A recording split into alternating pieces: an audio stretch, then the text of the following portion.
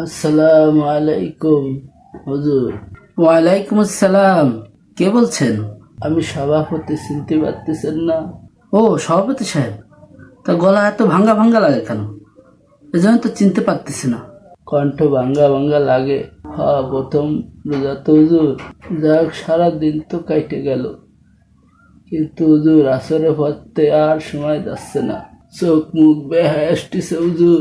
আল্লাহর নাম নিয়ে ধৈর্য ধরেন, ইনশাল্লাহ কোনো সমস্যা হবে না।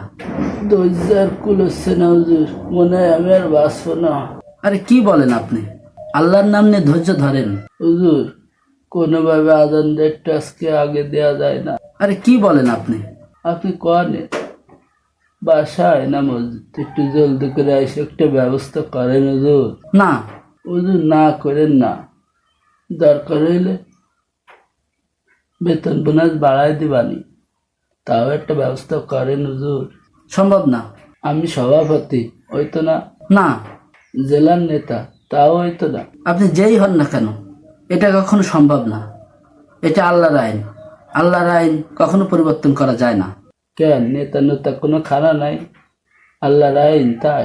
তাও যদি পারেন হুজুর, একটা ব্যবস্থা করেন। আর যদি না পারেন, আমার জানাজার ব্যবস্থা করেন। হ্যাঁ,